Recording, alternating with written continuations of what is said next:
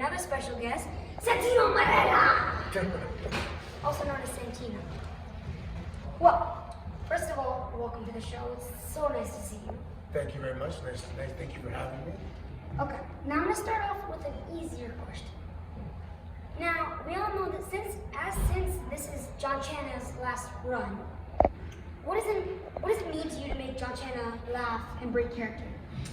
Yeah, well, he was the first, big superstar to kind of break character, so it kind of set the wheels in motion for me to want to break everybody's, make them laugh on TV, especially live TV. But this being his last year, I think I should show up and make him laugh one more time. Yeah, I think we would all want to see that. Now, everyone knows when they see you in a match, your cobra is not far behind. Why did you decide to come up with that finisher, and what was your most memorable match where you won your match using that finisher? Yeah, well, the finisher was taught to me by this gentleman in Japan named Taro. And at first it wasn't supposed to be a finisher, it was just supposed to be like a strike, like part of my comeback, and then I'd roll the guy up. And then one day, William Regal fell and I covered him and it won, so it started finishing people. And then it just grew, the popularity grew, and then we incorporated the sock sleeve, But my favorite match, maybe when I won the tag team championships. I hit a cobra and won a championship with a cobra. I think that was the first, I think that's my only championship that a cobra actually won the championship. The other one was a roll-up.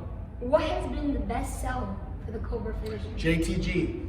That's what I'm thinking of. JTG. I was like, I know who it is, but I just can't remember the name. Yeah. I'm like, that's what I'm thinking of. That's there the best ever.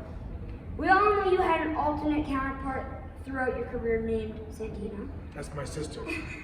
What is the backstory behind that character, and who helped create Santina?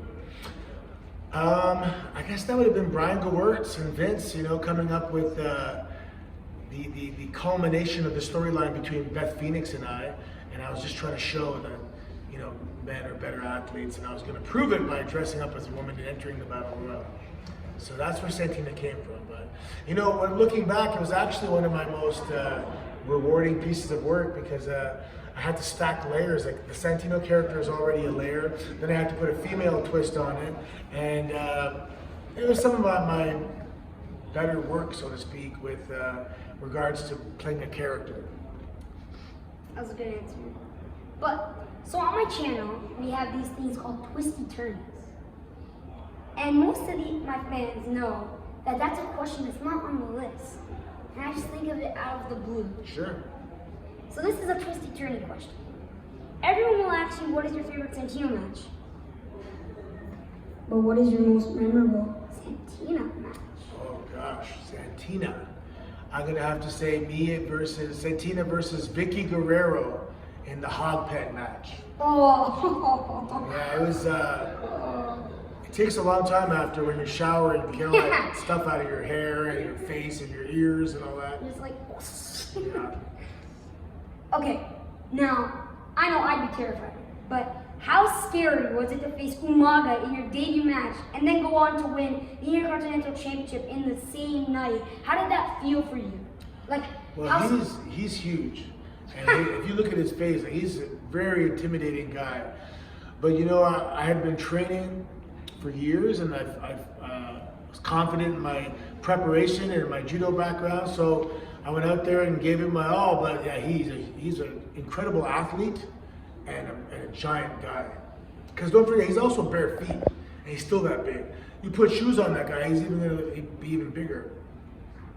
And now, how did that feel to win the championship on your debut?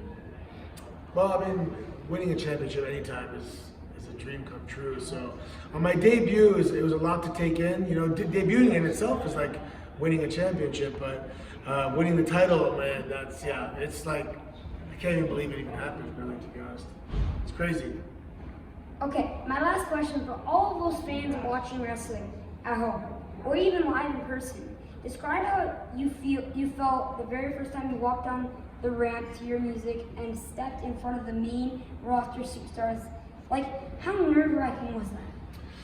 Well, when I first debuted, I didn't have music, right? So, because I came out of the audience. And